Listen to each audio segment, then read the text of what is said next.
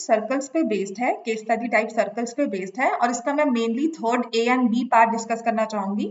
But on the surface A question जो first और second part है इसका, what does it discuss? There is a circle object is hung on the wall. तो ऐसा एक कोई वॉल हैंगिंग हमने रखी हुई है, it is hung on the wall, and then यहाँ से ये n लिखा हुआ है, यहाँ से ये टेंजेंट्स बन गए a and b, o is the centre. ठीक है, तो कुछ इस तरह से हमें ये ड्रॉ करके दिया हुआ है, ए बी को ज्वाइन कर दिया, डिजाइन बना दिया, जिसे समटाइम्स भी से ड्रीम कैचर्स बने होते हैं सर्कुलर शेप में, तो कुछ ऐसा कुछ बना होगा वॉल हैंगिंग में, राइट? और ये पॉइंट दिया हुआ है m. So now it says is hung on the wall with a cord at nail n, and the cord na and nb work like the tangents. ठीक है, तो कॉर्ड्स जो लगी हैं ये वायर्स हैं, मतलब जिससे हैंग किया जा रहा है. N A and N B are the tangents. Angle A N O आपको क्वेश्चन में दिया हुआ है as 30 degrees, which is fine, and O A is 5 centimetre. Radius of the circle is given as 5 centimetre. Find the distance A N. तो हमें पता है radius is perpendicular to tangent at the point of contact. तो ये angle 90 आ गया. जहां पर भी एक एंगल 90 आ जाएगा हमारे पास, और हमें एक side they the of the triangle, तो ये राइट एंगल ट्रायंगल बन गया. हम ट्रिग्नोमेट्री यूज करेंगे, तो इन ट्रायंगल ANO जो एंगल दिया हुआ है वो 30 है, 30 के ऑपोजिट साइड ले रहे हैं हम लोग, विच इज AO, और साथ में क्योंकि AN निकालना है तो हम AN ले रहे हैं. ठीक है, तो मैं यूज करूंगी tan 30, opposite side by adjacent side, right angle की दोनों साइड्स ले रहे हैं. तो tan 30 होता है 1/√3. AO मुझे दिया हुआ है 5, AN की वैल्यू निकालनी है, तो जिससे मेरे पास AN आ जाएगा 5√3. सो AN will be 5√3 centimetre, right? उसके बाद क्या है? Measure of angle AOB. तो अगर ये 30 डिग्री है, मुझे पता है triangle ANO is congruent to triangle BNO.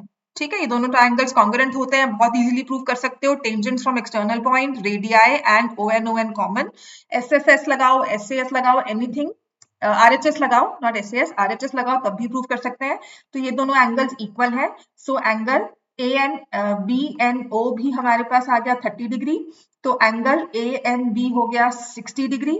अब these two angles, angle ANB and angle AOB are supplementary angles. इसका पूरा प्रूफ किया हुआ है क्योंकि ये साइक्लिक क्वाड्रिलेटरल बनता है. टू एंगल्स आर 90 डिग्री, तो ये 180 डिग्री आ गया.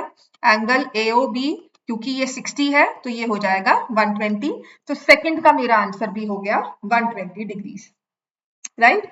अब आते हैं इसके थर्ड पार्ट में, जो कि मेजर कंफ्यूजन क्रिएट कर रहा है, राइट? तो जब भी आपको ऐसा कोई थर्ड पार्ट आएगा, बी वेरी केयरफुल, बिकॉज यहाँ पर अब क्वेश्चन को थोड़ा सा चेंज कर दिया.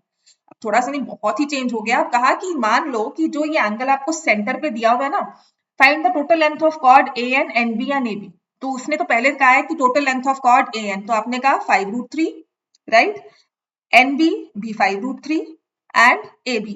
अब कॉर्ड AB की लेंथ निकालनी है, राइट? तो कॉर्ड AB की लेंथ जब हमने निकालनी है, तो देखो हमारे पास फॉर्मूला आप किस तरह से यूज कर सकते हैं. अच्छा, आपको ये तो पता है कि ये परपेंडिकुलर होते हैं, ठीक है, बिकॉज ये हमने प्रूव किया हुआ है, और कर भी सकते हैं कि AB ON is the perpendicular bisector of AB and M is the mid point of AB.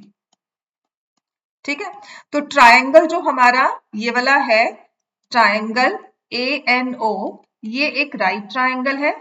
इसका एरिया दो तरह से मैं निकाल सकती हूँ. एक तो है हाफ इंटू 5√3 इंटू 5, और दूसरा होगा half into AO into AM. ठीक है, अब आपको AO की लेंथ कैसे निकाल सकते हो?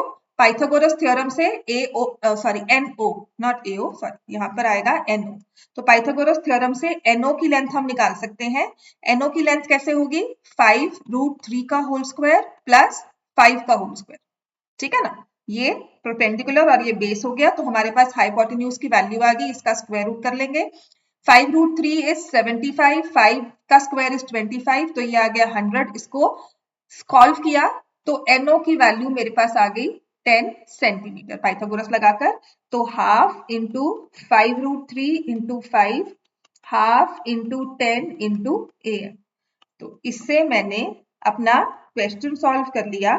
तो मेरे पास AM की लेंथ आ गई विच इज 5√3 डिवाइड बाय 2। अब AB की लेंथ 2 टाइम्स AM हो गई और 2 टाइम्स AM का मतलब है कि मैंने AB की लेंथ को बना दिया। Length of AB is 5√3 centimetre. Length of AB is 5√3 centimetre. अच्छा, एक और भी वे था उसको सॉल्व करने का। देखो, ये आपने 30 और 30 के हिसाब से क्वेश्चन सॉल्व किया हुआ है, तो ये ट्रायंगल ये एंगल 60 हो गया। अब क्योंकि ट्रायंगल ABN इक्विलेटरल है, so all sides are equal, तो बेसिकली उसने आपको पेरीमीटर निकालने को कहा है, तो आप उसको 5√3 इंटू 3 करके 15√3, और हमारा आंसर देखो वही आ रहा है 5√3 प्लस 5√3 15√3 सेंटीमीटर भी कर सकते थे, बिकॉज ट्राइंगल इज इक्विलेटरल। अब आते हैं इसके बी पार्ट पर, राइट, जो थोड़ा सा अलग हो जाता है फ्रॉम व्हाट अब तक हम करते आ रहे हैं, कि in case we need to answer, हमें माना है कि हमने बी पार्ट सॉल्व करना है, तो वो क्या इसका सही आंसर होगा। देखो, बी पार्ट में कहा है इफ ANO इज 45, तो जो हमारी सारी ये वर्किंग है ना, वो सारी खत्म हो जाती है। कोई 5√3 नहीं हम लेंगे, हमें सिर्फ ये 5 सेंटीमीटर दे दिया। उसके बाद हमें कह दिया कि ये एंगल 45 डिग्रीज है। तो अगर ये एंगल 45 है, ANO 45 है, आपने सेम लॉजिक के साथ लेना है, BNO भी 45 हो गया, ठीक है। आपका एंगल NAO ये भी 45 है, आपका एंगल 90 है, ठीक है। आपका एंगल NBO ये भी 90 है। ANO और BNO मतलब एंगल ANB भी 90 है, ठीक है। और इससे एंगल AOB भी 90 आ गया। ये एंगल तो 90 आया, ये भी 90 हो गया। मतलब जो हमारे पास क्वाड्रिलेटरल AOBN है ना, ये वाला ही चाहिए था, ONAB, OANB है, इसमें all angles are 90 degree plus all angles are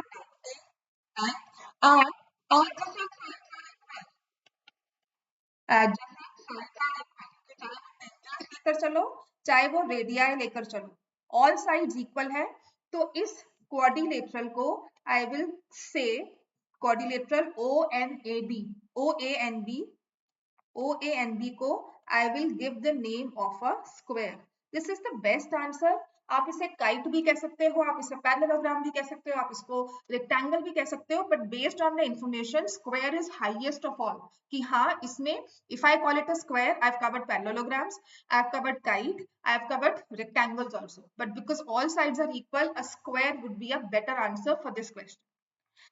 B part का the best answer would be that this quadrilateral is a square.